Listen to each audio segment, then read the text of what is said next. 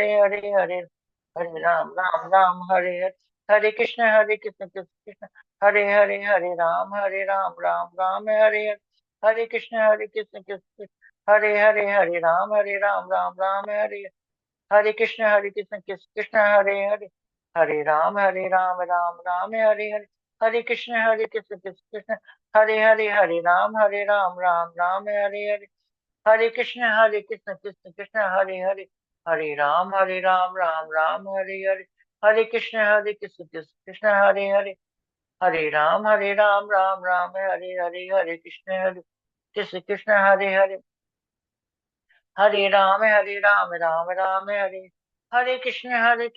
राम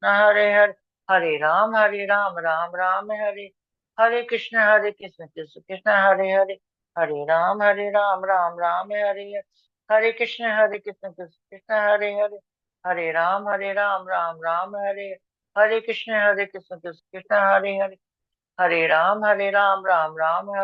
हरे कृष्ण कृष्ण हरे राम हरे, हरे कृष्ण कृष्ण हरे राम हरे कृष्ण कृष्ण हरे राम हरे, हरे कृष्ण कृष्ण हरे राम हरे कृष्ण कृष्ण हरे कृष्ण हरे कृष्ण कृष्ण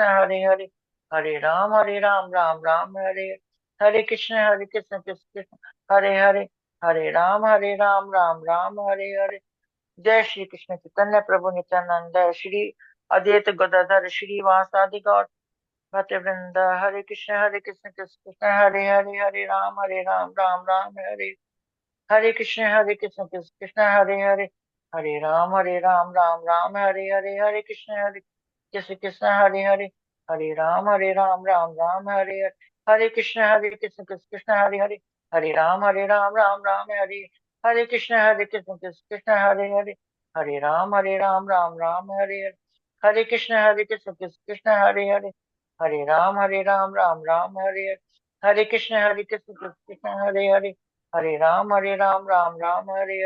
कृष्ण हरे कृष्ण हरे कृष्ण कृष्ण हरे, हरे कृष्ण कृष्ण हरे, हरे कृष्ण कृष्ण कृष्ण हरे कृष्णा।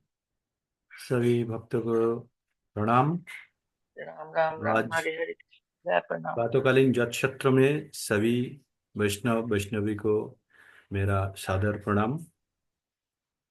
अभी इस्कॉन अयोध्या द्वारा प्रायोजित प्रातःकालीन जप सत्र में हम प्रतिदिन की तरह आगे बढ़ते हुए प्रथम हम लोग प्रभुपाद जी का कोट पठन करेंगे। उसके बाद हम हमारा एकादशी का स्पेशल गेस्ट देव हिज ग्रेस देवशेखर विष्णुदास प्रभु द्वारा उसका व्याख्या श्रवण करेंगे। तो पहले हम आज का कोट का दर्शन कर लेते हैं। क्या बोले हमारा डीएमओ श्लोक प्रभुपाद। तो आप लोग बने रहिए।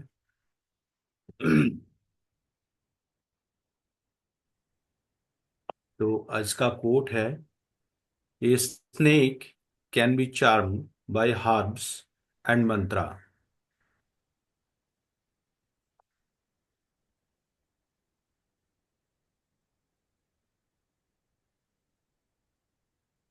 A snake can be charmed by herb and mantras.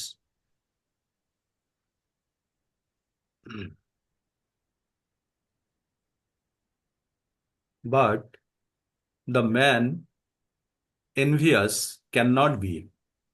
Therefore, he is more dangerous than the snake. Puri, January 25th, 1977। एक सांप जो औषधि और मंत्र द्वारा काबू में किया जा सकता है, किंतु ईर्ष्यालु व्यक्ति को नहीं, इसलिए वो सांप से ज्यादा अधिक खतरनाक है। तो मैं देवशेखर प्रभु जी को हरे कृष्णा। बहुत बहुत धन्यवाद जगदीश गोविंद प्रभु। प्रभु जी की हिंदी बहुत ही सुंदर है। प्रभु जी वैसे बंगाल से हैं, लेकिन बहुत ही कृष्ट और बहुत ही सुंदर हिंदी का वाचन करते हैं। बहुत बहुत हार्दिक अभिनंदन प्रभु। आप जैसे भक्तों की अ, प्रयास और सिंसियरिटी, अनुशासन सराहनीय है। आपका अनुशासन बहुत ही सराहनीय है और आप का प्रचार करने की जो ललक है वो भी बहुत ही सराहनीय है। तो आज का जो श्लोक है श्रील प्रभुपाद जी का, उन्होंने पुरी में 25 जनवरी 1977 को अपने वक्तव्य में कहा था। तो हमें समझना होगा कि यहाँ पर प्रभुपाद जी कह रहे हैं कि एक ईर्ष्यालु व्यक्ति को नियंत्रित करना कठिन है, बल्कि सांप को नियंत्रित करना आसान है। तो हमें समझना होगा कि ये ईर्ष्या ईर्ष्या और द्वेष ये मनुष्य का सबसे बड़ा एक घातक शत्रु है, समझ लीजिए। तो जेलेसी जिसे अंग्रेजी में कहते हैं ईर्ष्या, तो ये तब होती है जब जब व्यक्ति सामने वाले के अच्छे गुणों को अच्छे गुणों का गुणगान नहीं करता या अच्छे गुणों को नहीं देखता, तब व्यक्ति को ईर्ष्या होती है। सामने वालों को अपने से कम आंकता है, तब ईर्ष्या होती है। तो ईर्ष्या और द्वेष से हमें बचना चाहिए। और भौतिक जगत जो है, जैसे भौतिक जगत, भौतिक दर्शन और आध्यात्मिक दर्शन में ये अंतर है कि भौतिक दर्शन जो है वो ईर्ष्या को बढ़ावा देता है, और आध्यात्मिक दर्शन जो है वो ईर्ष्या से मुक्त करता है। जैसे आप सभी लोग दूरदर्शन पर विज्ञापन देखते हैं, तो एक विज्ञापन मैंने देखा था जिसमें एक 4 पहिया वाहन का विज्ञापन था, और उस विज्ञापन का जो मुख्य जो संदेश था वो ये था कि pride of the owner and envy of the neighbour या एनवी ऑफ अदर्स, यानी मालिक का ये जो इस 4 पहिया वाहन को खरीदेगा, ये उसके लिए गर्व की बात होगी, गर्व का विषय होगा।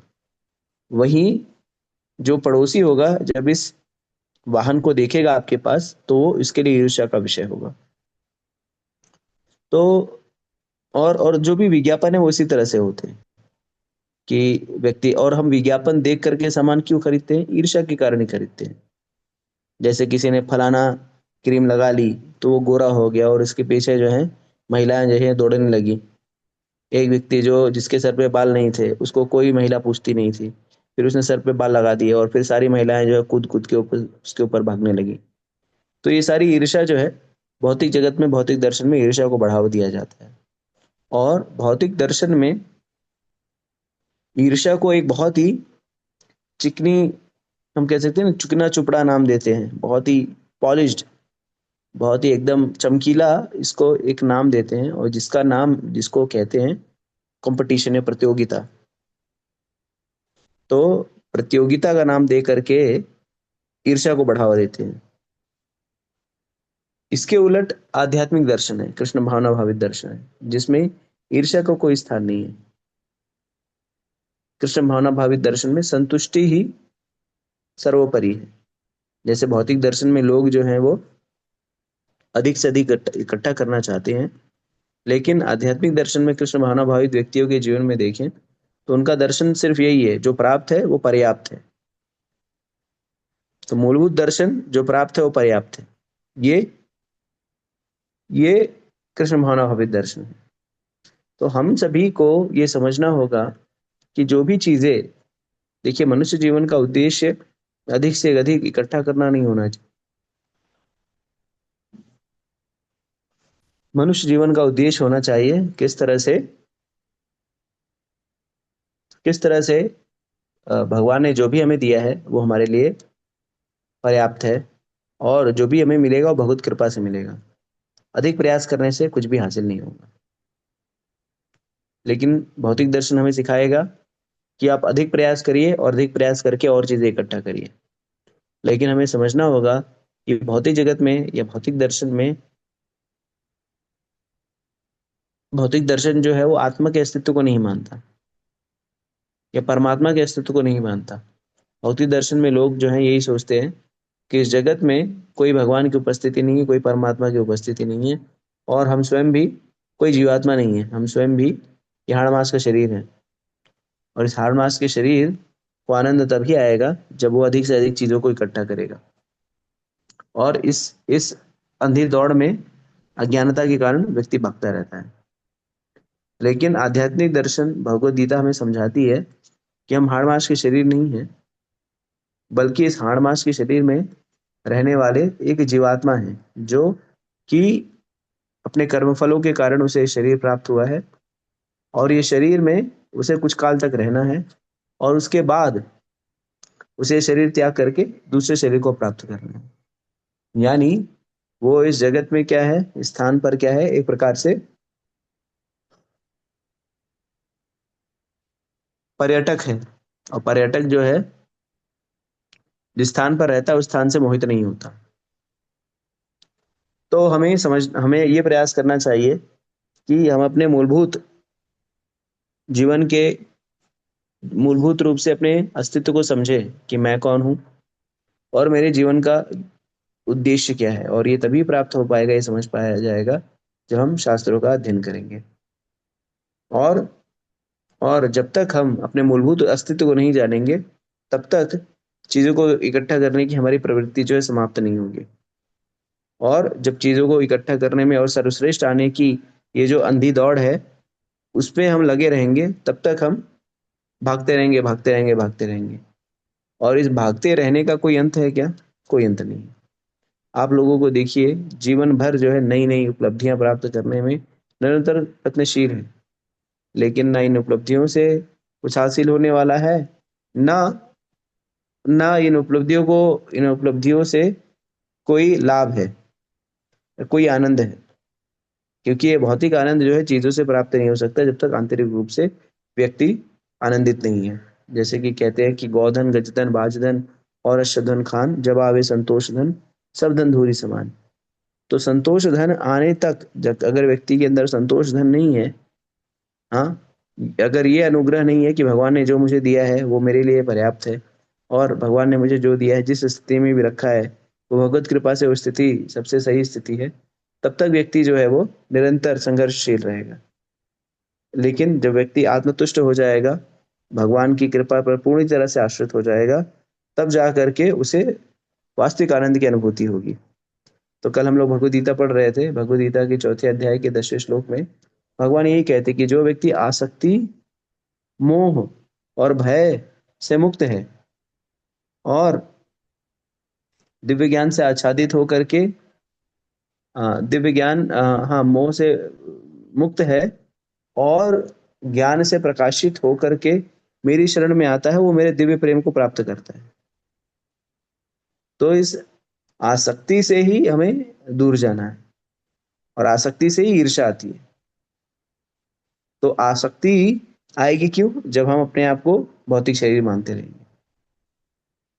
तो जब हम ये समझ जाएंगे कि मैं शरीर नहीं हूँ, आत्मा हूँ, और भगवान की सेवा में लगना मेरे जीवन का मूलभूत उद्देश्य है, भगवान की भक्ति में लगना मेरे जीवन का मूलभूत उद्देश्य होता है, और भगवत सेवा करना ही मुझे आनंद देगा, तब तक हम इस ईर्ष्या से मुक्त नहीं हो, तब हम जा करके हम ईर्ष्या से मुक्त होंगे कि मैं स्वामी नहीं हूँ, मैं क्या हूँ? दास हूँ। तो प्रश्न उठता है, क्या बहुत आध्यात्मिक जगत में ईर्ष्या नहीं होती? आध्यात्मिक जगत में ईर्ष्या का कोई स्थान नहीं है। आध्यात्मिक जगत में ईर्ष्या का कोई स्थान नहीं है, और जो अगर ईर्ष्या भी है तो वो हम कह सकते हैं कि वो एक सही दिशा में ईर्ष्या है। जैसे मान लीजिए भक्तों में अगर किसी प्रकार की प्रतियोगिता भी है, तो ये है कि भगवान को किस तरह से अधिक प्रसन्न किया जाए, या भगवान की सेवा कितने सुंदर तरीके से किया जाए। तो जैसे हम भागवतम में सुनते हैं कि भागवतम में जब भगवान का गुणगान होता है, तो कई बार जो है ऐसे पशु आवाज करने लगते हैं। मान लीजिए कोई कौवा है, ठीक है, शास्त्रों में पढ़ते हैं, अगर कौवा कई बार क्या करता है, कौवा भगवान के समक्ष उपस्थित है, तो कौवा कैसे भगवान का गुणगान करेगा? तो काव काव काव काव काव करके गुणगान करेगा। हाँ, तो अब कौवा जो है, उसकी उसकी ध्वनि कैसी है? उसकी ध्वनि कर्कश है। तो ऐसा नहीं है कि बाकी लोग जो इसको कहेंगे चुप हो जा, तुम क्या गा रहे हो, तुम्हारा कर्कश ध्वनि है, बाकी लोग इसको गाने का अवसर देंगे। या अगर कोई कोयल जो है, भौरे जो हैं वो भिनभिना रहे हैं, भौरे जो हैं बहुत सुंदर ध्वनि उत्पन्न कर रहे हैं, तो ऐसा नहीं कि कोयल जो है अरे बोलेगी अरे यार ये कितने सुंदर ध्वनि, किसी तरह से इनको हम बंद कर दें, मैं गाऊं, मेरा मैं सर्वश्रेष्ठ आना चाहिए। नहीं, वो सोचते हैं कि मैं कैसे अधिक सुंदर, अधिक तरीके से भगवान की सेवा करूं, भगवान की प्रसन्नता के लिए। ठीक है, दूसरी तरीके से इस वक्तव्य में दूसरा जो पहलू है कि मनुष्य को तो जो तो अगर फिर यहाँ पर सर्प और मनुष्य को क्या किया है, सर्प और मनुष्य को एक प्रकार से उनको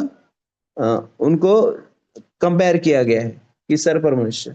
तो जो सर्प होता है उसको नियंत्रित किया जा सकता है। इसका अर्थ क्या है कि जो सर्प है यद्यपि जहरीला है, लेकिन उसको क्या किया जा सकता है, नियंत्रित किया जा सकता है। उसको मंत्रोच्चारण के साथ या नाना प्रकार की यत्न करके उसको आप नियंत्रण में ला सकते हैं। लेकिन अगर मनुष्य के अंदर ईर्ष्या हो जाए तो उसको नियंत्रण कर पाना बहुत ही कठिन है। और सबसे बड़ी जो ईर्ष्या मनुष्य के अंदर है, वह ईर्ष्या के कारण ही हम इस भौतिक जगत में अटके हैं। तो मनुष्य जो है भगवान से ईर्ष्या करता है। क्यों? क्योंकि जब हम आध्यात्मिक जगत में हैं तो हम सोचते हैं कि भगवान की ही सेवा हो रही है, मैं भी सेवा लेने का अधिकारी हूँ। क्यों? क्योंकि मैं भी भगवान से कम थोड़ी हूँ। और इसी ईर्ष्या के कारण व्यक्ति जो है आध्यात्मिक जगत में आता है, भौतिक जगत में आता है। तो ये ईर्ष्या को समाप्त करने के लिए ही शास्त्रों का प्रचार प्रसार आवश्यक है। क्यों? क्योंकि जब तक हम अपने आप को भोक्ता का समझते रहेंगे तब तक इस भौतिक बंधन में रहेंगे। लेकिन जब हम अपनी ईर्ष्या को त्याग कर अपने मूलभूत अस्तित्व को नहीं समझेंगे, समझ जाएंगे, तो हमारी ईर्ष्या मान लीजिए समाप्त हो जाएगी। तो वर्तमान समय में जो भी भक्तगण हैं, उन सब लोगों के अंदर जो है एक प्रकार की जो कामनाएं हैं या ईर्ष्या है, वो समाप्त हो चुकी है। क्यों? क्योंकि उनका सारा जो लक्ष्य है वो है कृष्ण को प्रसन्न करना। तो कोई भी कार्य जब हम करते हैं कृष्ण को केंद्र में रख करके कृष्ण की प्रसन्नता के लिए, तो कार्य जो है मूलभूत रूप से हमें क्या करता है, मूलभूत रूप से हमें भौतिक ईर्ष्या या हमें हमें पतन के मार्ग से बचाता है और हमारे आध्यात्मिक उन्नति प्रशस्त करता है।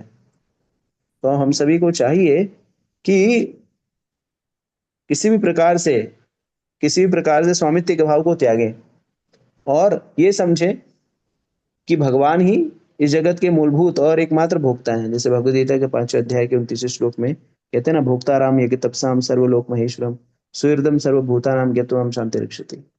तो भगवान ही एकमात्र भोक्ता है, ये मानना ये सबसे ही आवश्यक है। क्योंकि भोक्ता ही क्या करता है, सारी चीज का भोग करता है, भोग करता है, और जो भोग्य है वो उसकी सेवा में रखता है। तो हम सभी लोगों को ये पूरी स्पष्टता से समझ जाना चाहिए कि मैं स्वामी नहीं हूं, मैं दास हूं।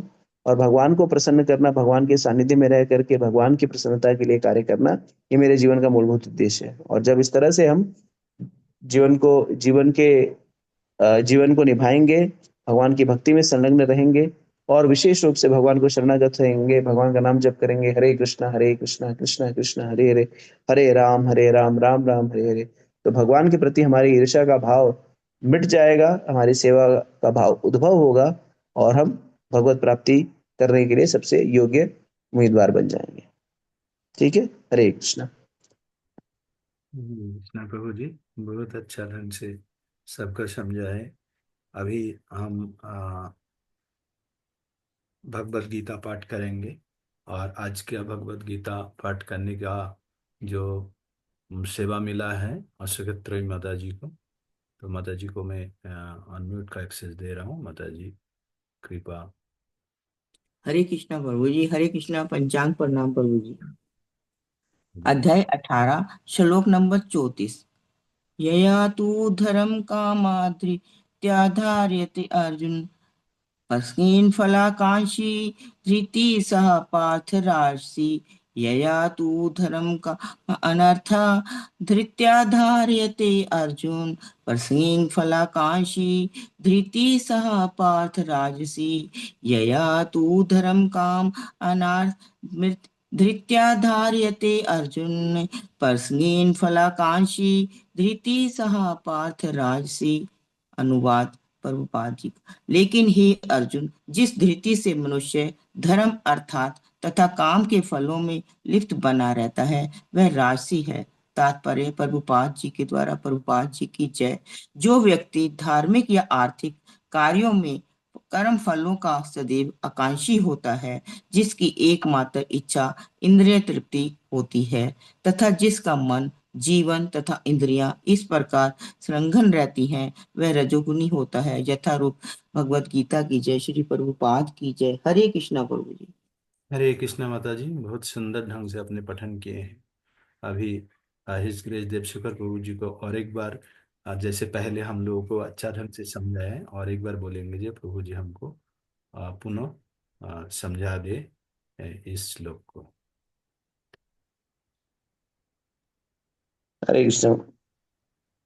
बहुत बहुत धन्यवाद माता जी, बहुत सुंदर तरीके से इस श्लोक का पाठन करने के लिए।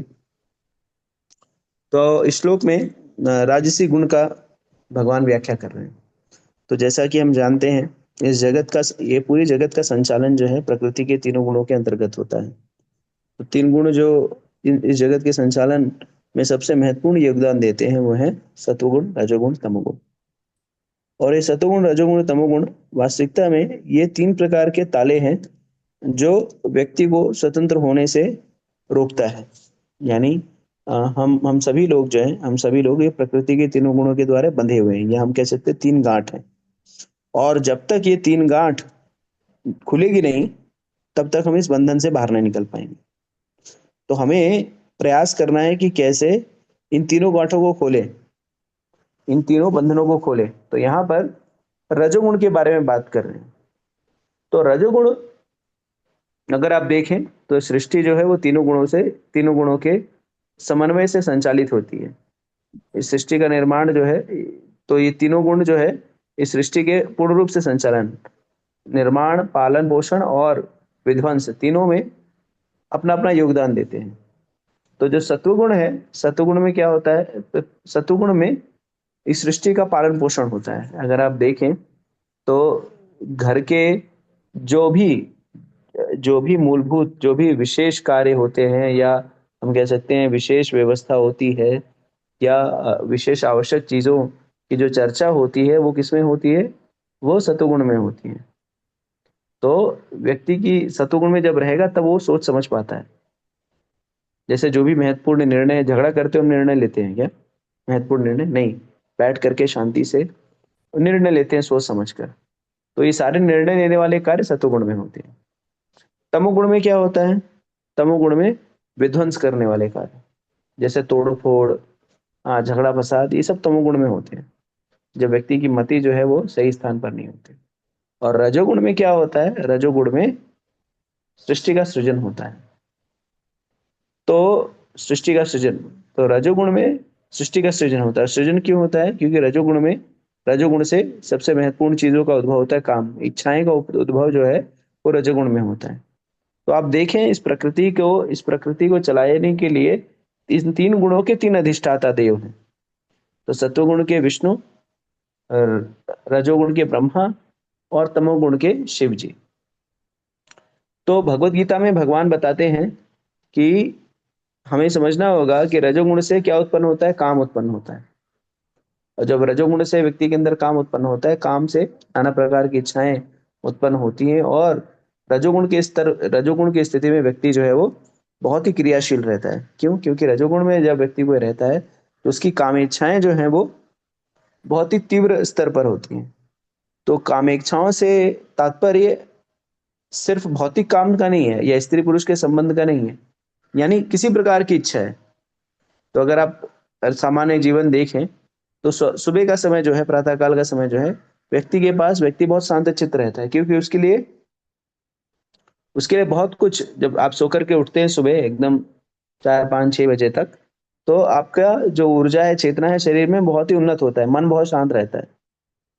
हाँ, और यही उन्नत समय होता है, उचित समय होता है आध्यात्मिक कार्यों का अनुशीलन करने के लिए या पढ़ाई लिखाई करने के लिए।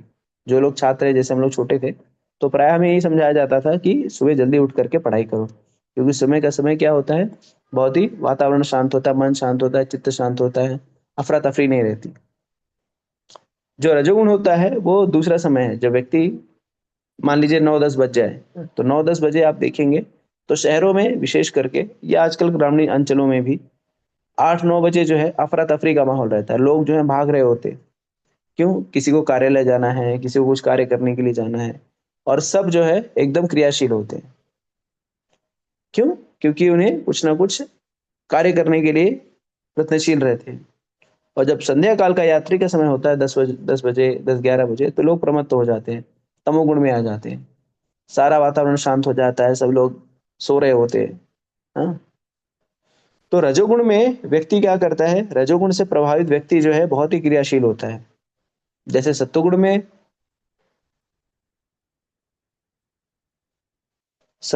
जब व्यक्ति सत्वगुण जब हावी होता है तो व्यक्ति शांत चित्त होता है, लेकिन रजोगुण में व्यक्ति क्रियाशील होता है। क्यों? क्योंकि कामनाएं जो है बहुत ही तीव्रता से कार्यरत होती हैं, और कामनाओं के प्रभाव में व्यक्ति क्या करता है, कामनाओं के प्रभाव में व्यक्ति प्रयास करता रहता है। तो हमें यहाँ पर जैसे इस श्लोक में प्रभुपाद जी बता रहे हैं, क्या कह रहे हैं, लेकिन हे अर्जुन, जिस धृति से मनुष्य धर्म अर्थ तथा काम के फलों में लिप्त बना रहता है वह राजसी है। तो रजोगुण में व्यक्ति क्या होता है, रजोगुण में धर्म अर्थ तथा काम के फलों में लिप्त बना रहता है, यानी रजोगुण में व्यक्ति सिर्फ भोग वृत्ति में रहता है। तो रजोगुण क्या करता है, सिर्फ भोग वृत्ति में रहता है। जैसे आप देखिए हिरण्यकश्यप, हिरण्याक्ष या कोई भी सामान्य व्यक्ति, ऐसा नहीं है, लोगों के पास धन की कमी नहीं है, पर्याप्त मात्रा में, प्रचुर मात्रा में धन उनके बैंक के खातों में रखा पड़ा है। और लेकिन अगर उनसे कहिए भक्ति का अनुशीलन करने के लिए, तो कहेंगे नहीं नहीं, भक्ति का अनुशीलन हम नहीं कर पाएंगे। क्यों नहीं कर पाएंगे? क्योंकि हमें अभी और धन अर्जन करना है। तो धन अर्जन करने के लिए भक्ति रोकने की आवश्यकता नहीं है। भक्ति का रोकना और धनार्जन में रुकावट ऐसा कभी नहीं होता। ऐसा नहीं है कि अगर कोई व्यक्ति भक्ति करने लगेगा तो धनार्जन करने से धन अर्जन नहीं कर पाएगा। बहुत सारे हजारों की संख्या में भक्त हैं जो कि अपने अपने जीवन में अच्छा कर रहे हैं, उनका बड़ा बड़ा व्यापार है, लाखों करोड़ों अरबों रुपए के मालिक हैं, लेकिन फिर भी भक्ति में लगे हुए हैं। ये एक प्रकार से गलत अवधारणा है कि व्यक्ति सोचता है कि अगर मुझे व्यवसाय करना है, जीवन में आगे बढ़ना है, तो भक्ति को तिलांजलि दे करके हम कर पाएंगे। नहीं, हमें ये जानना होगा कि हमारे प्रारब्ध में जो भी चीजें, जो भी विषय वस्तु है, वो हमें स्वतः ही प्राप्त हो जाएगी। ऐसा नहीं कि अधिक परिश्रम करने से व्यक्ति को अधिक धन प्राप्त होगा, नहीं है। जो धन जिसके प्रारब्ध में है वो दौड़ करके उसको मिल जाएगा। हाँ, जो हमें हमें यश ख्याति सारी चीजें प्राप्त होनी है वो संभवतः मिल जाएगा। अधिक परिश्रम करेंगे तो सोचेंगे कि हम अधिक धन प्राप्त कर लेंगे, तो ऐसा नहीं है। ये अधिक अधिक धन प्राप्त करके हम अधिक आनंद भोग पाएंगे, तो ऐसा नहीं है। जैसे बहुत सारे लोग धन इकट्ठा करते हैं पूरे जीवन भर, किस लिए? उनको लगता है कि अधिक धन इकट्ठा हो रहेगा हमारे पास, तो वृद्धावस्था में क्या कर पाएंगे, वृद्धावस्था में और तीव्रता से भोग कर पाएंगे। लेकिन ये एक प्रकार से गलत अवधारणा है। भोग करने के लिए धन की आवश्यकता है, ऐसा संभव नहीं है। अभी हम लोग यात्रा पे गए थे और मैं बहुत सारे यात्रियों को देख रहा था जो कि हमारे साथ नहीं, बाकी और लोगों के साथ भी ऐसी अवस्था में थे कि वो एकदम वृद्ध थे, उनको चलने की हिम्मत नहीं थी और धाम में दर्शन करने आए थे। और बहुत ही कठिनाई से, कल ही एक व्यक्ति ने मुझे पूछा कि प्रभु, मेरे ससुर जी हैं, वो कभी जो है अयोध्या दर्शन करने के लिए नहीं गए हैं, और वो अयोध्या दर्शन करने के लिए जाना चाहते हैं, तो क्या आप उनकी व्यवस्था कर सकते हैं क्या?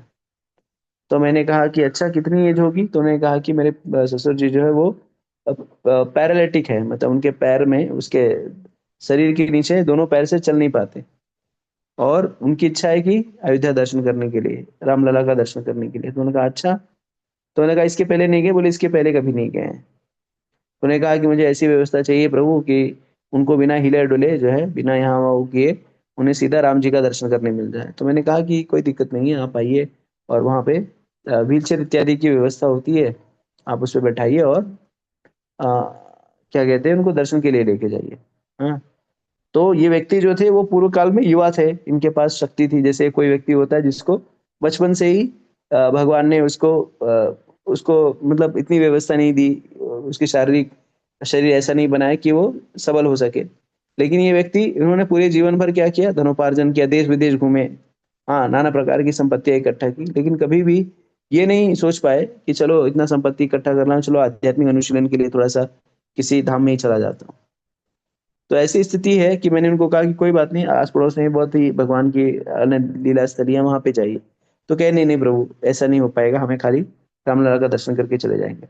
तो मैं वही सोच रहा था कि अगर ये व्यक्ति, अगर इसने जीवन में, जब वो सुदृढ़ था, जब उसके स्वास्थ्य ठीक था, उस समय पर इसने आध्यात्मिक चेतना अगर जागृत की होती, हाँ, और धन लगाकर जो यहाँ वहाँ जो घूमा, और जिसने सोचा कि बहुत इकट्ठा कर लेता हूँ, तब जा करके मैं आध्यात्मिक अनुशीलन करूंगा, भक्ति में लगूंगा, तो आज ये नौबत ना आती कि उसे जो है ये उसे ऐसी स्थिति में आना पड़ता है कि उसे अ, किसी और का सहारा लेकर के दर्शन करने जाने पड़े। तो हमें समझना होगा कि हम सभी लोगों को कुछ समय, जैसे हम परिवार में और अपने दायित्वों में फंसे हुए हैं, लेकिन कुछ समय जो है हमें अवश्य देना चाहिए, हफ्ते में एक बार, हाँ, और या तो महीने में एक बार, कि हम किसी ना किसी आध्यात्मिक स्थल पर जाएं, साधु संग करें, वैष्णव का दर्शन करें, उनसे आध्यात्मिक ज्ञान प्राप्त करें। आप सभी लोगों का मैं बहुत ही आभारी रहता हूँ, और आप सभी लोगों को देख करके मुझे बहुत ही आनंद होता है कि आप सभी लोग जो है 365 दिन भक्तों का संग करते हैं। हाँ, यद्यपि मंदिर नहीं है, लेकिन इस ज़ूम के माध्यम से आप सभी लोग नियमित रूप से प्रतिदिन आते हैं, अ, श्रील प्रभुपाद जी के वक्तव्य को सुनते हैं, भगवद गीता को पढ़ते हैं और उसको समझते हैं, और कथा इत्यादि का श्रवण करते हैं और नाम जप करते हैं। तो यही वृत्ति हमें आजीवन रहनी चाहिए, यही वृत्ति सदैव रहनी चाहिए। और इस वृत्ति के कारण क्या होता है, इस वृत्ति के कारण हमारे अंदर जो है आध्यात्मिक चेतना उत्पन्न होती है और कृष्ण के प्रति आकर्षण उत्पन्न होता है। और अगर कृष्ण के प्रति आकर्षण उत्पन्न हो जाए तो हमारा जीवन जो है वो सफल हो जाता है। तो मनुष्य जीवन की सफलता किसी भौतिक उपलब्धि को प्राप्त करने में नहीं है, मनुष्य जीवन की सफलता कृष्ण के प्रेम को प्राप्त करने में है। और कृष्ण का प्रेम उजागर हो सकता है जब हम कृष्ण के प्रेमी भक्तों के संग में रहें। तो भगवान के भक्तों के संग में रह करके ही हमें कृष्ण के प्रति आकर्षण उपज सकता है। तो हम सभी का यही प्रयास होना चाहिए कि किस तरह से हम प्रयास करें। देखिए, भौतिक जगत में भी हम प्रयास करते हैं रजोगुण में रह करके, क्या करने के लिए, कुछ चीजों को इकट्ठा करने के लिए। तो उसी तरह का परिश्रम हमें ये भी प्रयास करने के लिए, ये भी प्राप्त करने के, भगवत प्रेम भी प्राप्त करने के लिए हमें प्रयत्नशील होना चाहिए। और जितना भी हमारा, जितना अधिक, जितनी तीव्रता से हम भगवत प्रेम प्राप्त करने के लिए प्रयत्नशील होंगे, उतना ही भगवान का आकर्षण हमारी तरफ उन्मुख होगा। तो इसका अर्थ अब ये समझें, अगर कोई कहे कि क्या प्रभु हमें अपने जो हमारे दायित्व हैं, जो नैमित्तिक दायित्व हैं, क्या उनको तिलांजलि देनी पड़ेगी? नहीं, हमें अपने नैमित्तिक दायित्व को तिलांजलि देने की आवश्यकता नहीं है। आप जिस किसी भी कार्य या व्यवसाय में संलिप्त हैं, उस कार्य और व्यवसाय को आप तीव्रता से करिए। भक्ति करने का अर्थ जो है ये नहीं है कि हमें किसी चीज का परित्याग करना है। भक्ति करने का अर्थ है कि जिस किसी भी कार्य को कर रहे हैं, उस कार्य को भगवान की भगवान को केंद्र में रख करके करने की आवश्यकता है, और भगवान की प्रसन्नता के लिए करने की आवश्यकता है। और इस तरह से हम भौतिक आकर्षण से बच सकते हैं। तो हमें ये नहीं सोचना है कि हमें पंगु बन जाना है, सब कुछ छोड़ देना है। नहीं नहीं, भगवान ने अर्जुन को भगवत गीता दी, समझाई, तो अर्जुन जो है उसने सब चीज का परित्याग नहीं किया। उसने भगवान का स्मरण करते युद्ध किया, अपने क्षत्रिय कौशल का प्रदर्शन किया। उसी तरह से हम जिस किसी भी कौशल में निपुण हैं, उस कौशल का हमें भगवान की प्रसन्नता के लिए उपयोग करते रहना है। मान लीजिए किसी का व्यवसाय है और व्यवसाय बहुत अच्छा चल रहा है, तो उसे उस व्यवसाय को और बढ़ाने की आवश्यकता है। क्यों? क्योंकि व्यवसाय करता है व्यक्ति, धनोपार्जन करता है, उस धन का भगवान की सेवा में उपयोग करता है। हाँ, अगर कोई बहुत सुंदर चित्रकार है तो उसे अपनी चित्रकारी बंद करने की आवश्यकता नहीं, उस चित्रकारी को बढ़ाए रखने की आवश्यकता है। कोई गृहिणी है तो उसे गृहिणी के दायित्व का निर्वहन करते रहना है, और इस तरह से भक्ति में कार्यों में लगे रहना है। तो रजोगुण जो है यद्यपि क्या करेगा, हमें चीजों को इकट्ठा करने के लिए, भौतिक उपलब्धियों के लिए भगाएगा या आकर्षित करेगा। तो भौतिक उपलब्धियां हमें प्राप्त करने से ऐसा नहीं है कि हम जो है नीरस हो जाए, नहीं, हम भौतिक उपलब्धियां प्राप्त करेंगे भगवान की प्रसन्नता के।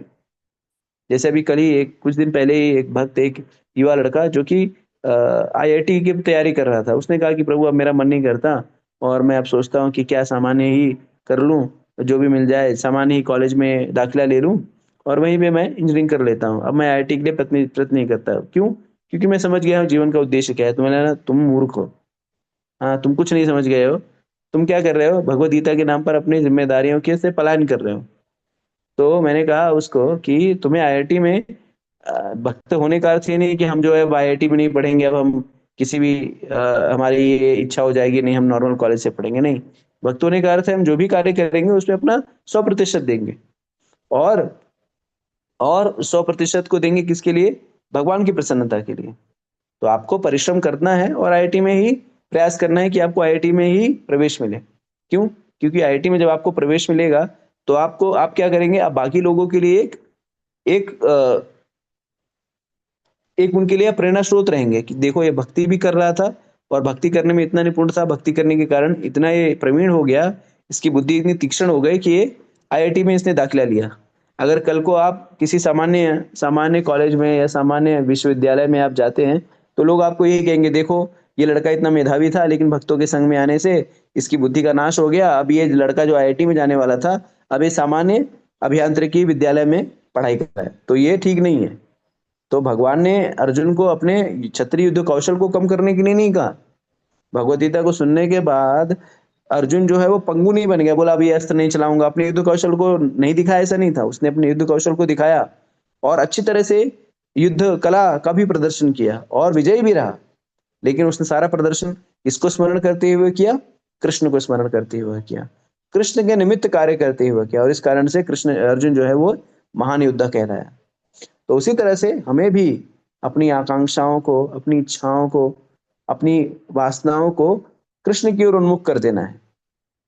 हाँ, अब जैसे हमारे नरसिंह देव प्रभु हैं, वो सीएमओ हैं। सीएमओ अपने जो भी उनका वो है, उसमें उनको बड़ा अधिकारी का पद, जो जिले का जो सबसे बड़ा डॉक्टर होता है, वो पद अगर मिले तो उन्हें ले लेना चाहिए। ये नहीं कहना चाहिए कि नहीं नहीं नहीं मैं तो अब सामान्य ही चिकित्सक बना रहूंगा। हाँ, या किसी को बड़ा पद मिल रहा है तो भक्त जो है उस पद को नहीं त्याग कर दे, उस पद को स्वीकार करे और उस पद का उपयोग जो है भगवान की सेवा में करे। तो हमें अपनी कामनाओं से ये नहीं करना है। मान लीजिए आप किसी नौकरी में हैं और आपको एक बड़ा अधिकारी बनने का अवसर प्राप्त हो, तो आपको ये नहीं होना चाहिए कि नहीं नहीं मैं तो अब चपरासी बना रहूंगा। बड़ा अधिकारी बनने का भी आपको प्रयास करना चाहिए, लेकिन वो प्रयास किसके लिए होना चाहिए? कृष्ण भक्ति के अनुशीलन के लिए, कृष्ण का गुणगान करने। क्योंकि बड़ा अधिकारी बनेंगे, बड़े पद पे जाएंगे, तो उससे आप बहुत सारी सेवाएं कर सकते हैं, बहुत सारा धन आपको प्राप्त होगा, उस धन के माध्यम से भगवान की सेवा कर सकते हैं, उस पद का लाभ उठा सकते हैं और प्रचार में उसका सहयोग कर सकते हैं। तो हमें अपनी इच्छाओं को दबाने की आवश्यकता नहीं है, इच्छाओं को कृष्ण की ओर उन्मुख करने की आवश्यकता है। और जब ये इच्छाएं कृष्ण की ओर उन्मुख हो जाती हैं, तो रजोगुण का बंधन जो है कट जाता है।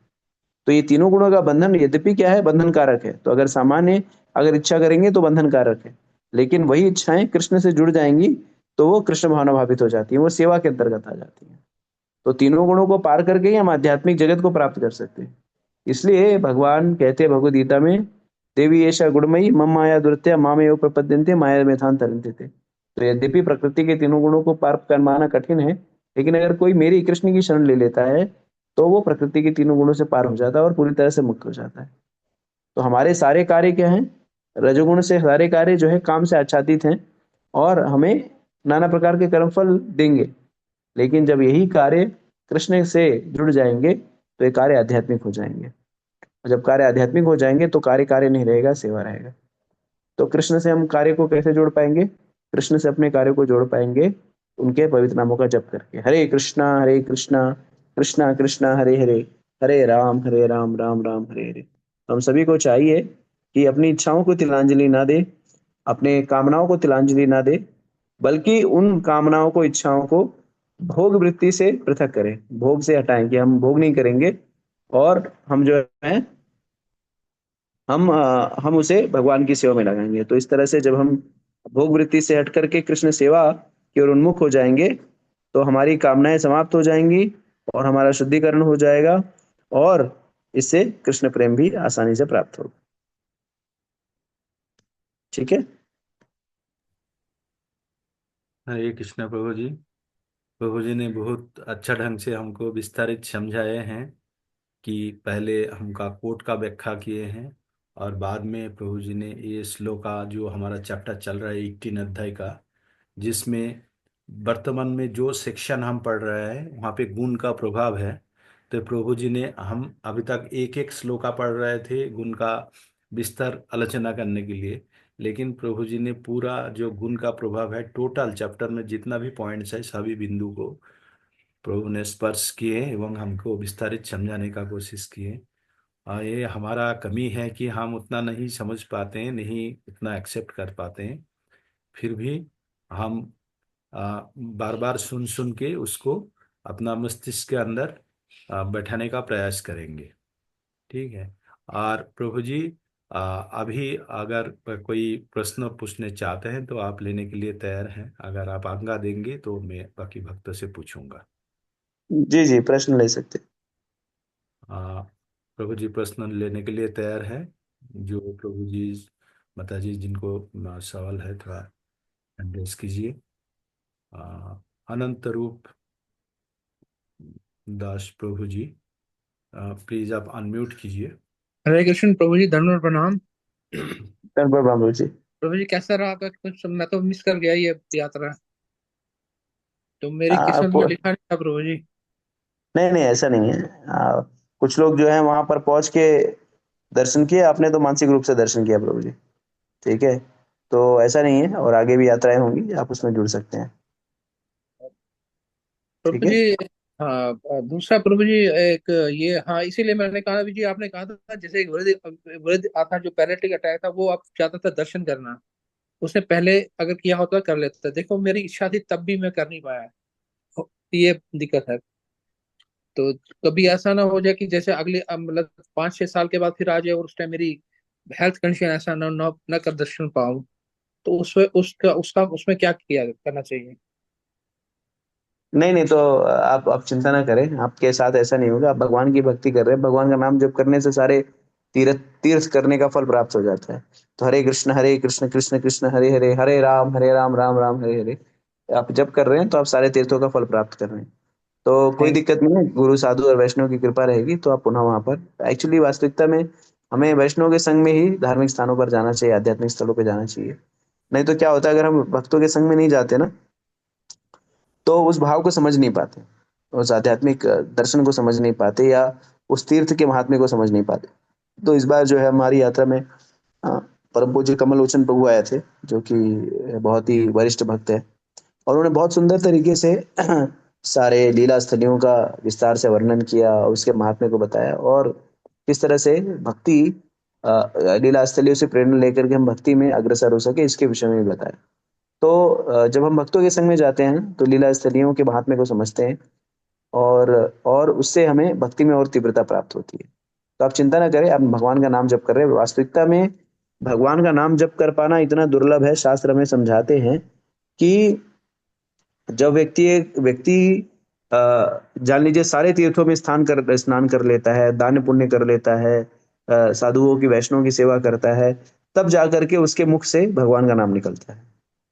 ठीक है, तो अगर आपके मुख से नियमित रूप से भगवान का नाम निकल रहा है, इसका अर्थ क्या है कि आपने ये सारी चीजें कर ली है, और तभी जाकर के भक्ति में संलग्न होंगे। तो अब तीर्थ यात्रा करना जो है एक प्रकार से सिर्फ एक औपचारिकता है आपके, हम सभी भक्तों के जीवन में, लेकिन फिर भी इस औपचारिकता को करते रहना चाहिए, क्योंकि आचार्यगण में कहते हैं कि हमें धाम में जा करके भक्ति का अपने पोषण करना चाहिए। तो जैसे हम कहते नहीं है कि हमें अपने शरीर को क्या करना है, डिटॉक्सिफाई करना है, तो उसी तरह से आध्यात्मिक स्थलों पर, धार्मिक स्थलों पर, अयोध्या, काशी, मथुरा, वृंदावन, द्वारका, रामेश्वरम इत्यादि स्थानों पर जाकर के व्यक्ति जो है अपनी शरीर अपने अपने आप को डिटॉक्सिफाई करता है, और अधिक ऊर्जा से भक्ति में किस तरह से लगे रहे इसके विषय में और गंभीरता से विचार करता है। ठीक है, तो आप चिंता न थैंक करें, यू फिर से यात्रा होगी और प्रभु। फिर से आप मिलेंगे। ठीक है। आपने हमें हिम्मत दी, सब जो ये है ना, जो मॉरल बूस्ट दे दिया प्रभु जी। थैंक यू प्रभु जी। थैंक यू, हरे कृष्ण प्रभु। हरे कृष्ण। अच्छा प्रभु जी, आप अनम्यूट करके थोड़ा कृपया अपना प्रश्न रख सकते हैं। हरे कृष्ण प्रभु जी, ज्ञानेश्वरी बात कर रहे हैं। पंचांग हाँ जी, प्रणाम। पंचांग प्रणाम प्रणाम जी। प्रभु जी। जी प्रभु जी, माता। गया का क्या महत्व है, कुंभ का क्या जाना चाहिए? कुंभ का क्या महत्व है, जाना चाहिए क्या? जी। हाँ, जा सकते हैं। कुंभ में इतना बड़ा धार्मिक आयोजन है, पूरे विश्व से लोग आ रहे हैं, तो स्नान करना चाहिए। और कुंभ जो है वो 44 दिनों तक चलता है, 26 फरवरी तक रहेगा। तो आवश्यक नहीं जी। शाही स्नान के दिन ही आपको पहुंचना है। देखिए, शाही स्नान इसलिए कराते हैं वो, क्योंकि जैसे अखाड़ा के साधुगण रहते हैं, वो सारे लोग जो हैं पूरे कई वर्षों तक वो आइसोलेटेड रहते हैं, और क्या है कि उनको अवसर पहले देते हैं, इसलिए उसको शाही स्नान बता देते हैं, माघी पूर्णिमा के दिन, इस पूर्णिमा के दिन। ये सारी चीजें जो है वो विशेष दिन इसलिए होते हैं, जिससे कि जो विशेष लोग जो इतनी तपस्या करने के बाद हिमालय की कंदराओं में रहते हैं, उनको अवसर प्राप्त हो। बाकी 44 दिन में किसी भी दिन आप स्नान करेंगे तो अमृत स्नान ही है, और आपको वही फल प्राप्त होगा। तो अगर आपको भगवान ने सुविधा दी है तो जाइए, स्नान करके आइए। जी प्रभु जी, वही वो चल रहा था दिमाग में कि जाऊं कि नहीं जाऊं। जी। मतलब बेटी के परिवार से सब जा रहे हैं, हाँ, तो तो जाइए, आप भी जाइए, आप भी जाइए। जी धन्यवाद प्रभु जी। हरे कृष्ण। हरे कृष्ण। हरे कृष्णा। प्रभु जी, आज सात एकादशी है, तो एकादशी स्पेशल आपका श्रीमुख से हम लोगों को सुनने का ये सुविधा मिलता ठीक है, है। ठीक है, ठीक है। एकादशी हम एकादशी सुन लेते हैं, उसके बाद फिर हम लोग जो प्रश्न उत्तर लेते हैं। जी। तो जैसे कि षटतिला एकादशी है, तो आप सभी को बताना चाहूंगा कि हम सभी लोगों को एकादशी का व्रत करना चाहिए। और एकादशी व्रत करने के जो है नाना प्रकार के स्तर हैं। सबसे विस्तृत, अगर सबसे सबसे उत्तम स्तर पर है निर्जल एकादशी, जहाँ पर हम कोई इसी प्रकार का जल भी ग्रहण नहीं करते। दूसरा है कि हम सिर्फ जल ग्रहण करके व्रत का पालन करें। तीसरा है कि किसी प्रकार के दूध पदार्थ को लेकर के हम व्रत का पालन करें। चौथा है कि फल इत्यादि लेकर के पालन करें। मूलभूत रूप से पालन करना सबसे महत्वपूर्ण है। और हमें क्या पालन करना है कि हमें किसी प्रकार का अन्न नहीं ग्रहण करना है। ठीक है, अन्न नहीं ग्रहण करना है। और जब हम अन्न नहीं ग्रहण करेंगे, अन्न जो है, अन्न में पाप पुरुष होता है, और आज के दिन हमें अन्न, किसी प्रकार के अन्न को क्या करना चाहिए, उससे हमें बचना चाहिए। आज के दिन दान करने का बड़ा ही सुंदर महात्म्य है। एकादशी में दान, भक्ति और सेवा हम जो भी करते हैं वो कई गुना हमें प्राप्त होती है। तो आप प्रयास कर सकते हैं कि आप अगर दान करने में सक्षम हो, अन्नदान, द्रव्य दान, जो भी करना चाहते हैं वो कर सकते हैं। और दूसरी विशेष ये है कि एकादशी के दिन हमें अधिक से अधिक आध्यात्मिक अनुशीलन के कार्य में भी लगना चाहिए। नाम जप इत्यादि सेवाओं में लगना चाहिए, और प्रयास करना चाहिए कि अधिक से अधिक नाम जप करें। और जैसे प्राय सभी भक्त 16 माला जप करते हैं, एकादशी के दिन प्रयास करें कि 25 माला जप करें। और अधिक समय हो तो और भी जप कर सकते हैं। अभी हमारे बाली वामन प्रभु हैं, वो पिछले 2-3 दिन से 100 माला जप कर रहे हैं। तो हमें नाम में रुचि बढ़ानी चाहिए। अगर आपके पास समय है तो अधिक नाम जप कर सकते हैं। तो ये षटतिला एकादशी के विषय में बताया गया है कि एक समय जो है दलभ ऋषि ने पुलत्स्य ऋषि से पूछा कि हे महाराज, पृथ्वी लोक में जो मनुष्य है वो बहुत नाना प्रकार के पाप कर्म करते हैं, चोरी करते हैं, अवैध संग करते हैं, दूसरे से ईर्ष्या करते हैं, और नाना प्रकार की वासनाओं में फंसे हुए हैं। और इस तरह से इतना कुकर्म करने के कारण ये सारे लोग जो है नरक जाएंगे, और नरक जा करके वहां पर कष्ट भोगेंगे। तो हमें समझना होगा कि वैष्णव जो है वो पर दुखी होता है। वो अपने दुख से उतना विचलित नहीं होता जितना सामने वाले के दुख के प्रति उसकी संवेदना रहती है। तो भक्त संवेदनशील होता है। तो आचार्यगण जो है क्यों प्रचार करने जाते हैं? उसलिए प्रचार नहीं करने जाते कि उन्हें अपनी ख्याति बढ़ानी है। आचार्य जो है प्रचार करते हैं, श्रील प्रभुपाद जी जैसे महान वैष्णव प्रचार करने के लिए अपने जीवन भी दांव पे लगाते हैं। क्यों? क्योंकि अपनी ख्याति नहीं प्राप्त करना चाहते, वो दूसरों का उद्धार करना चाहते हैं। जो लोग इस भौतिक जगत के झंझावत में, काम क्रोध लोभ मोह इत्यादि में फंसे, उनको बाहर निकालने के लिए प्रयत्नशील होते हैं, जिससे कि उसका दुख दूर हो जाए। चिकित्सक चिकित्सक क्या करता है? चिकित्सक मूलभूत रूप से लोगों के रोग को ठीक करता है। और क्यों ठीक करता है? करुणा के कारण। देखिए, आजकल तो चिकित्सा जो एक प्रकार से व्यवसाय हो गया है, लेकिन पूर्व काल में चिकित्सा व्यवसाय न होकर करुणा का एक माध्यम था। इसलिए उसे चिकित्सक को दूसरा भगवान कहा जाता था। क्यों? क्योंकि उसके अंदर करुणा होती थी। आजकल तो स्थिति ऐसी है कि आप जाइए तो आपको करुणा क्या, लूट लेंगे आपको। हाँ, आपको ऐसी ऐसी दवाई दे देंगे कि एक रोग है दूसरा रोग खड़ा हो जाएगा। जैसे कि वो श्लोक भी कहते हैं ना कि वैदराज नमोस्तुभ्यम यमराज सहोदरा, यमस्ते हरति प्राणा, वैद प्राण धनानि च। ये यमराज के सहोदर भाई वैदराज, आपको मेरा सादर प्रणाम है। यानी यमराज का सहोदर भाई, आप जो है यमराज के सगे भाई है। क्यों? क्यों सगे भाई हैं? क्या है विशेषता? तो विशेषता यह है कि यमस्ते हरति प्राणा, यम जो है, यमराज जो है सिर्फ प्राण हर लेते, लेकिन हे वैदराज, आप इतने महान हैं कि आप धन भी हर लेते और प्राण भी हर लेते हैं। तो आज स्थिति ऐसी हो गई है, लेकिन पूर्व काल में स्थिति ऐसी नहीं थी। लोग करुणा के कारण जो है दूसरों के प्रति संवेदनाएं रखते थे। तो ये ऋषि मुनि गण भी जो है दूसरों के प्रति संवेदना रखते हैं, पर दुखी। और इस संवेदना के कारण वो प्रश्न पूछते हैं कि जो नरक लोग जाने वाले लोग हैं, इनका कैसे उद्धार होगा? तो पुलिस मुनि ने कहा कि आपने मुझसे बहुत ही गंभीर प्रश्न पूछा है, और आपका जो प्रश्न है इस जगत के, संसार के जीवों के लिए सबसे लाभप्रद होगा। और और यही प्रश्न जो है, ये प्रश्न बहुत ही गंभीर है, बहुत ही गंभीर प्रश्न है, गुह्य प्रश्न है। और इस गुह्य प्रश्न का मैं उत्तर दूंगा जिससे जन कल्याण हो। तो कहते हैं कि माघ मास में जो जो इंद्रियों को वश में करके काम क्रोध लोभ मोह अहंकार ईर्ष्या आदि का त्याग करके जो भगवान का स्मरण करता है और इस षटतिला एकादशी के दिन अम, उपवास करके भगवान की सेवा में संलग्न होता है, ऐसे व्यक्ति को कभी भी नरक का मुंह नहीं देखना पड़ता। और क्योंकि भगवान जो है वो दीन वत्सल हैं, ऐसे जीवात्माओं को जो उनकी उनकी उनको उनको प्राप्त करने के लिए तपस्या करते हैं, एकादशी व्रत का पालन करते हैं, उसे वो भगवान अपने धाम वापस ले जाते हैं।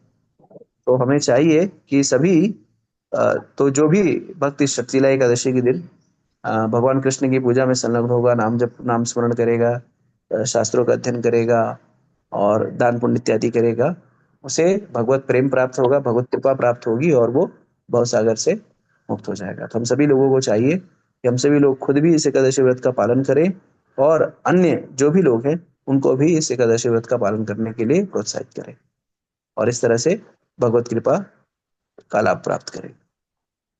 ठीक है, षटतिला एकादशी महात्म्य की जय। हरे कृष्णा। उर्मिला शर्मा माता जी, आपको तो अनम्यूट। किसी तो आप लोगों को कोई प्रश्न है तो हैंड रेज करके पूछ सकते हैं। हाँ जी, उर्मिला शर्मा माता जी। जी माता जी बताइए। हरे कृष्ण प्रभु जी।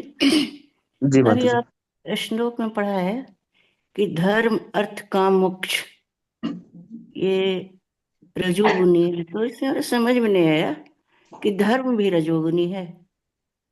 जी, धर्म भी रजोगुणी है जब वो कामना किसी भौतिक कामना से। देखिए वास्तविकता में मनुष्य जीवन में 4 पुरुषार्थ है, धर्म अर्थ काम और मोक्ष।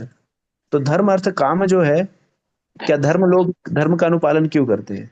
धर्म का अनुपालन करते हैं अर्थ प्राप्त करने के लिए और अर्थ से काम की पूर्ति होती है।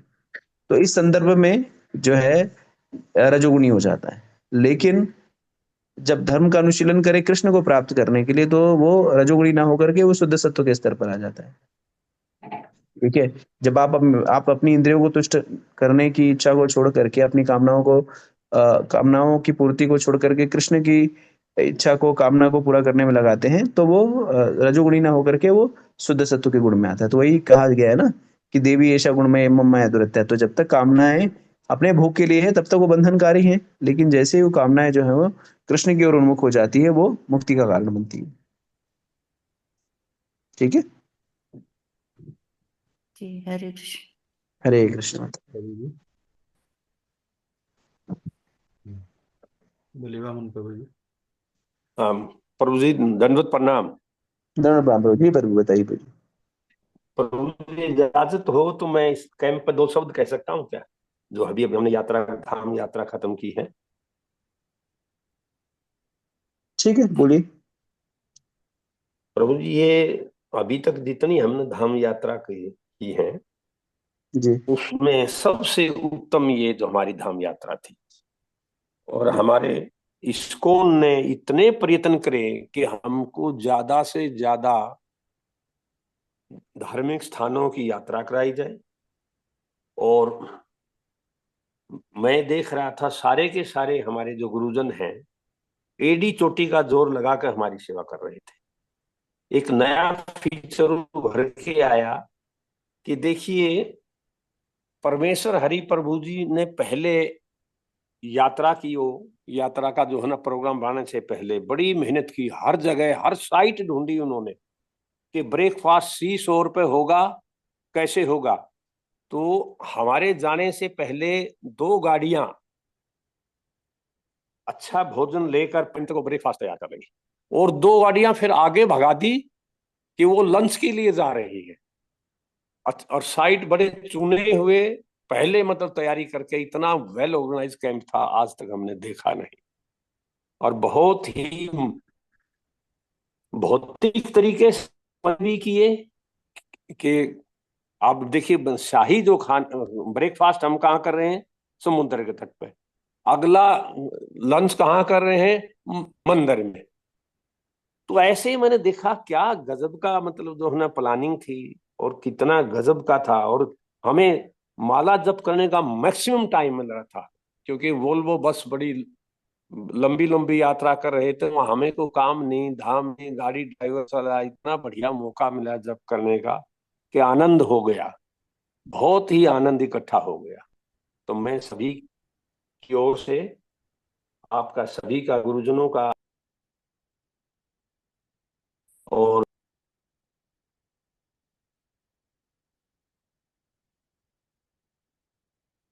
हरे कृष्णा।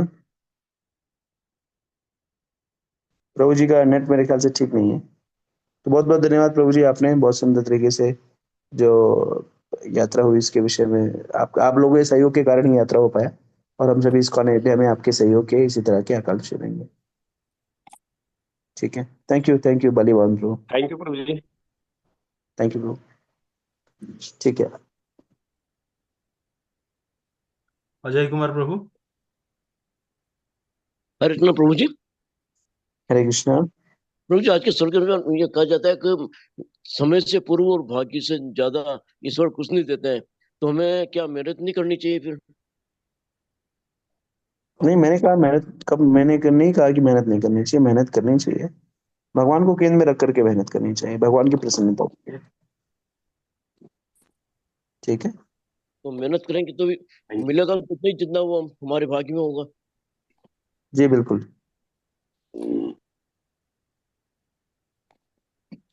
जाएगी भैया। नेक्स्ट हरे पूजा देवी कृष्णा माता प्रभु जी। जी। हरे कृष्णा प्रभु जी, दंडवत प्रणाम। धर्म प्राण माता जी। जी माता जी।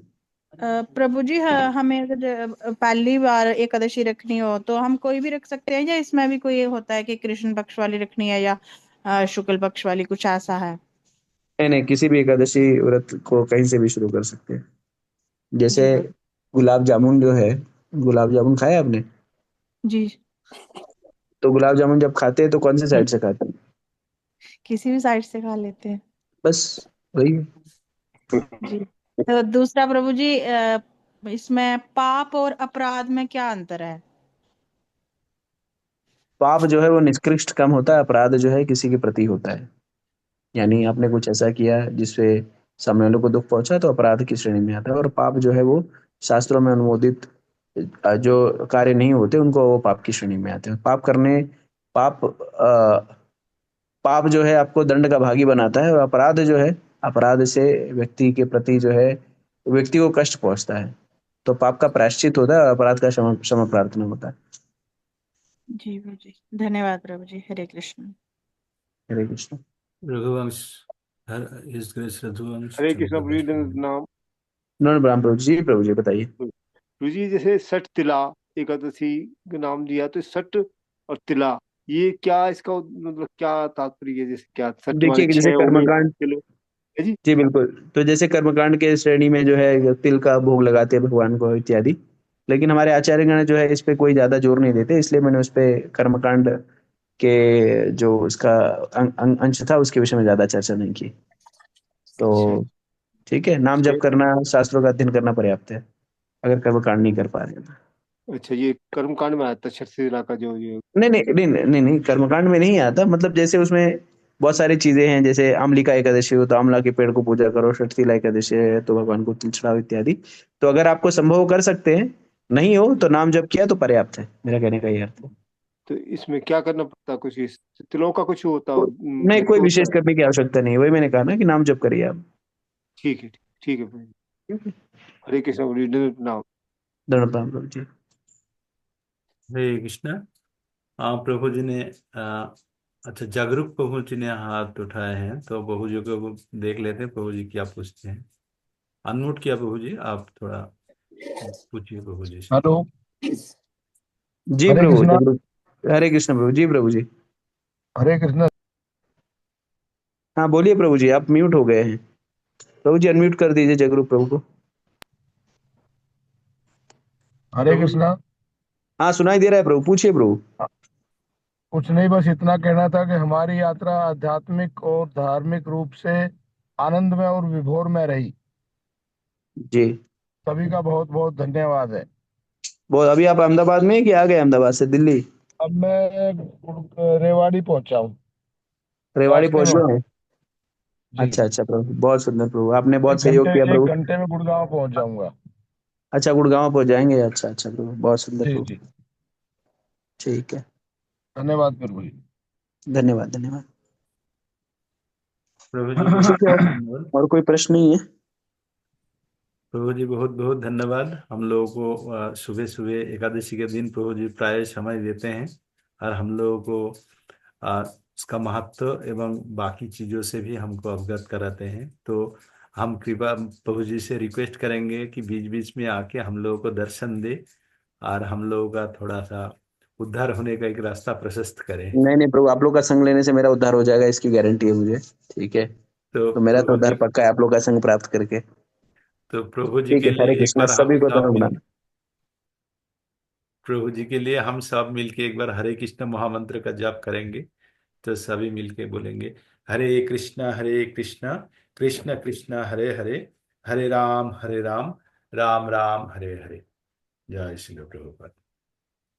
तो अभी वक्त आ गया हमारा काल का जो श्लोक का रिसाइटेशन का। तो काल का ऑलरेडी प्री बुक है, काल का जो श्लोका है एवं जो अपना जपा है ऑलरेडी ये बुक्ड है। तो इसमें हम नाम बता देते हैं। नाम है काल का जो जपा का पहला चरण में जो जपा करेंगे कल का है। एक मिनट में देख ही लेता हूँ, ऑलरेडी बना के दिया है। अ, कल का है साधना मिश्रा माता जी। साधना मिश्रा माता जी, कल आपका जपा 1 है, मतलब 4:30 बजे से आप जपा करेंगे। एक बार आप यद्यपि आपने कल बोल चुके हैं तब तथापि आपको एक एक्नॉलेजमेंट का जायगा दिया है, आप चाहे तो बोल सकते हैं या एक्नॉलेज कर लिए। और दूसरा जपा है गणेश्वरी वर्मा माता जी। माता जी अ, अगर इसमें हैं तो एक बार एक्नॉलेज कर लीजिए। गणेश्वरी माता जी सत्सत का नाम पे आप लॉग इन होते हैं। तो आपका कल जपा रहेगा, हाँ जपा रहेगा, तो जपा 2। और तीसरा है श्लोका रिसाइटेशन। श्लोका रिसाइटेशन कल का रहेगा कुसुम माता जी। कुसुम माता जी अगर हो तो हाथ उठा के बोल सकते हैं, नहीं तो आप पहले ही बोल चुके हैं तो इसके लिए आपका बुकिंग किया हुआ है।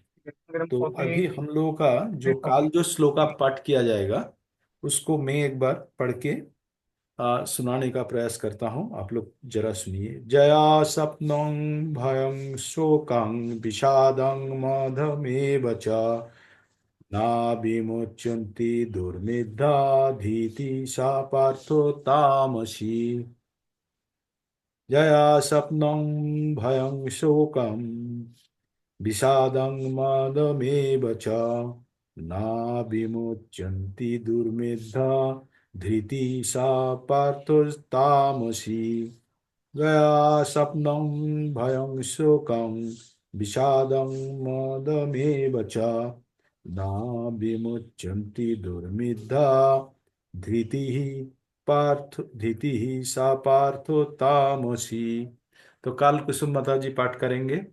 और अभी नारायणी माता जी आपका हैंड रेज है, कुछ बोलने चाहते हैं प्रभु जी श्लोका के लिए बोल रही। क्या माता जी? श्लोका श्लोका।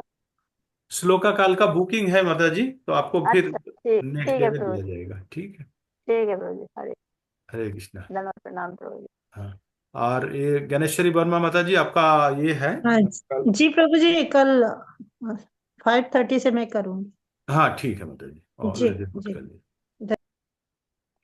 तो आज के लिए प्रोग्राम को यहीं विराम देंगे, लेकिन उसके पहले एक सेल्फी लेने का प्रयास करेंगे। तो आपको सबको बोलूंगा कि आप अपना श्रीमुख दर्शन कराइए और कैमरा ऑन कर लीजिए इसके लिए। तो मैं थोड़ा ज़्यादा वक्त ले लेता हूँ क्योंकि फ़ोटो सेव करने में मेरा थोड़ा दिक्कतें होते हैं, तथापि मैं कोशिश करूँगा जितना द्रुत संभव मैं ले पाऊँ। तो आप लोग अपना श्रीमुख को थोड़ा दर्शन दिलाइए। कैमरा साहब लगभग ऑन है।